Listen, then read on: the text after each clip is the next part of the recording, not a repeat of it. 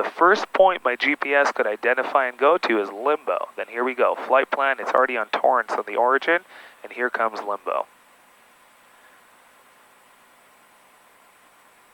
For those of you who watch my videos, it's easy in terms of what do I plug into my GPS. The answer is the first waypoint on your flight plan that the GPS, not a VOR and not a heading, your GPS can identify and take you to. That's the first waypoint you put in your flight plan. In my case, I have runway heading, intercept the LAX 170 radial. Neither of those things can my GPS do. The first thing you could do is the limbo waypoint. So that's the first waypoint I plug in there, following my origin. Really simple.